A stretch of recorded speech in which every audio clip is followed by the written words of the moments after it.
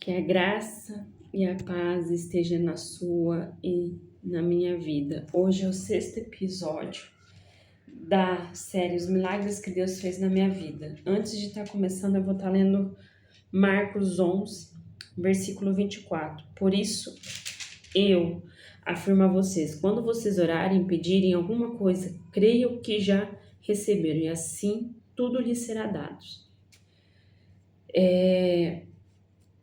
Como é importante a gente cuidar da cabeça dos jovens de hoje, porque os jovens de hoje é o futuro do amanhã. Então a gente precisa muito cuidar disso. Eu sou a base viva disso. Eu tive muitas dificuldades dentro da minha família, tive muitos problemas, muitos devaneios que aconteceram dentro da minha família, mas eu sempre busquei a Deus. Eu poderia ser tudo. Eu tinha espaço para ser tudo.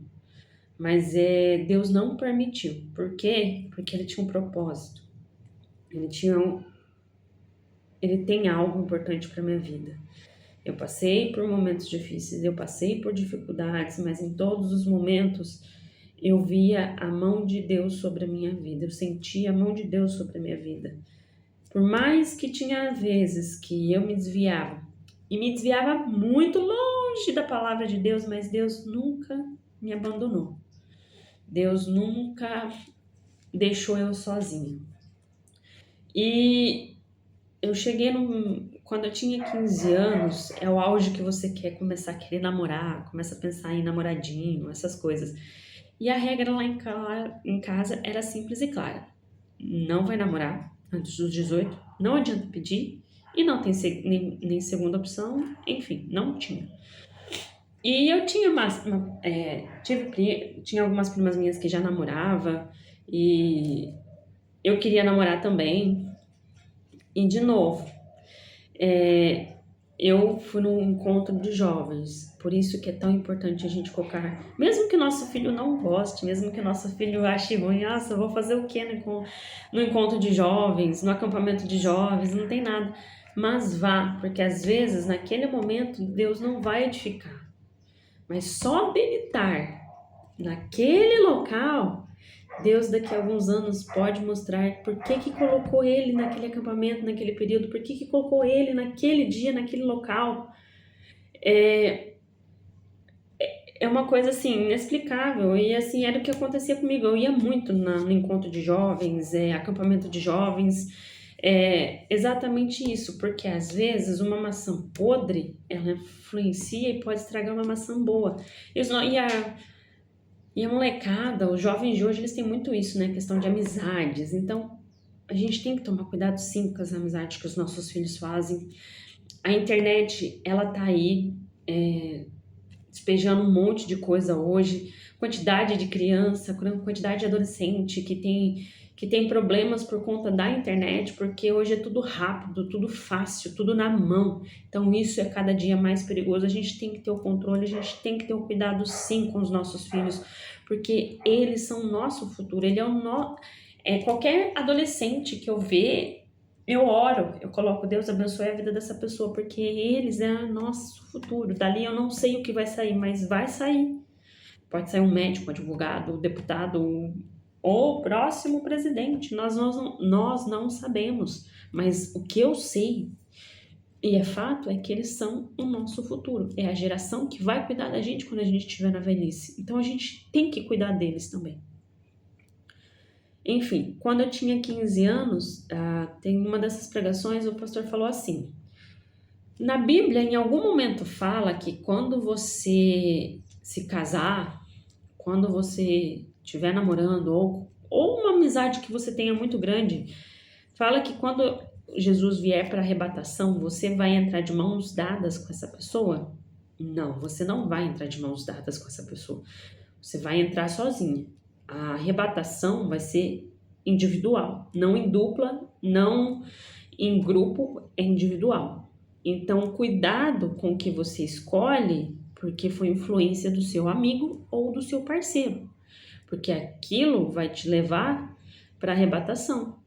Então, a gente tem que arrumar alguém que faça com que a gente caminhe para a presença do Senhor, não que nos desvie da presença do Senhor. E isso me incomodou. E aí o pastor falava assim, tem muita, vocês são adolescentes, pré-adolescentes, vocês já oraram em algum momento sobre o relacionamento de vocês? Ah, mas eu tô solteira. Mas vocês já oraram pro futuro marido, futura esposa de vocês? Então, se você quer muito isso, então ore para Deus. Peça a Deus e Deus ouvirá. Aqui, ó. Creio que já receberam e assim tudo lhes será dado. Então, aos 15, eu comecei a orar. Não orava todo dia, frequentemente, mas quando eu lembrava, eu orava e sempre pedia para Deus abençoar eu com o marido. E eu sempre colocava isso na minha oração. Deus me abençoasse com um marido alto. Não queria um homem, uma pessoa branquela que nem eu, porque eu sou muito branca. Eu queria de cabelos castanhos e encaracolado. Cabelo enroladinho. Eu sempre pedia isso. Eram as 3 coisas que me amasse do jeito que eu era e que não temesse todos os problemas e a carga emocional que eu ia vir. Eu sabia que era grande. Demorou 4 anos, mas eu conheci meu marido. Foi de uma forma totalmente diferente, sem ser vulgar, sem esperar. Então, a gente se conheceu de um jeito que nem eu nem ele esperava. Foi uma coisa assim, que a gente se gostou, uma forma intensa e que a gente falou por que não. Então, ore a Deus. Nem sempre a nossa oração vai ser respondida naquele momento, agora. Mas Deus escuta, e se Ele vê que o nosso coração coincide com o que está saindo da nossa boca, Ele vai nos abençoar. Por isso que a gente tem que tomar cuidado com o que a gente pede e o que a gente fala, que sai da nossa boca, se ela está conectada ao nosso coração. Porque tem uma veia que ela se conecta direto aqui, que ela vai para a cabeça. Então, se nesses mínimos detalhes Deus foi capaz de estar colocando através da humanidade, por que a gente não pode orar com convicção, com fé e deixar, em vez daqui dominar, deixar aqui falar mais alto? Porque quando Deus for entrar, ele não vai entrar somente aqui. O principal é aqui. É a força de vontade que o seu coração vai exercer. Eu demorei 4 anos para ter essa resposta de oração. Não foi de um dia para a noite. Não foi todo dia. Demorou. Às vezes eu achei que eu nunca ia ter. Mas Deus colocou. E Deus colocou um homem do jeito que eu pedi. Como eu pedi. E hoje eu sou grata a Deus. Nós temos 2 filhos, nós temos uma família. E Deus sabe de todas as coisas. Vou falar que foi fácil? Mentira, eu tô mentindo. Não é fácil. Jesus Cristo já falava na Bíblia. Quando ele passou pelo vale, ele passou 40 dias orando. O tanto que ele foi... o tanto que o diabo tentava fazer com que ele errasse. E Jesus Cristo foi fiel, foi forte a sua palavra. Não seja que não vou dizer que a carne dele não enfraqueceu, porque enfraqueceu, mas ele manteve seu espírito elevado a Jesus, quer dizer, a Deus, para que ele conseguisse e se fortalecesse em Deus. Ele sabia qual era o final dele. E uma coisa que eu estava conversando com a minha filha, foi assim: filha, se a mamãe pedisse para você morrer hoje por mim, você morreria?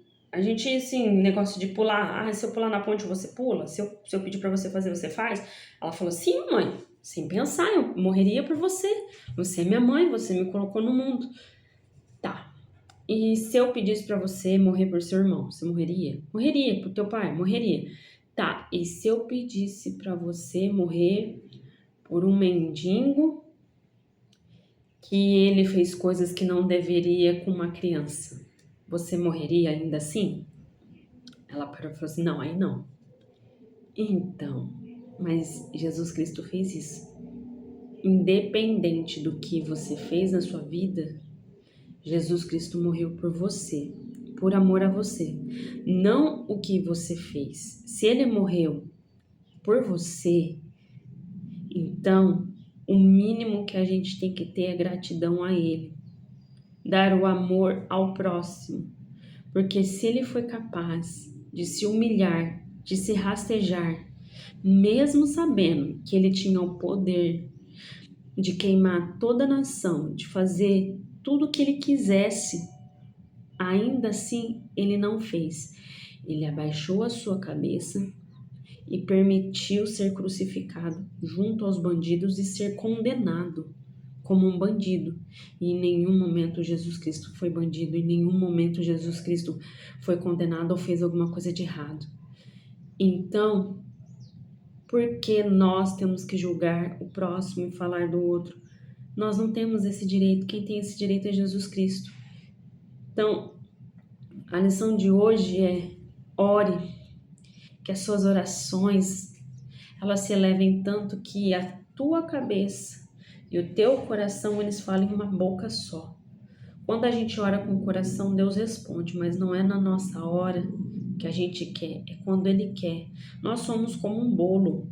Se a gente for tirado antes da hora, a gente murcha. Se nós formos tirados depois do tempo, a gente queima. E só quem sabe o tempo exato de responder a minha oração, a sua oração, é Jesus. Se Ele não permitiu, é porque Ele tem um propósito. E o propósito dele é maior do que o nosso. E as nossas perspectivas é diferente da perspectiva de Deus. Pode reparar, às vezes a gente pede uma coisa. Quando nós, filhos, somos ouvidos através da nossa oração, não é da gente que a gente quer. Às vezes é além do que a gente pediu.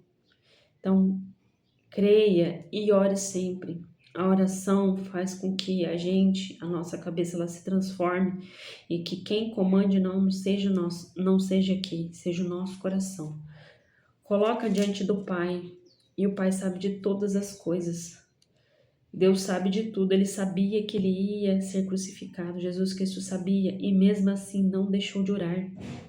Jesus Cristo sabia que ia morrer na cruz e sabia o que esperava Ele sabia quem iria vendê-lo por 30 moedas de prata, mesmo assim Ele o amou, Ele o perdoou. Então quem somos nós para não perdoarmos, não amarmos o próximo?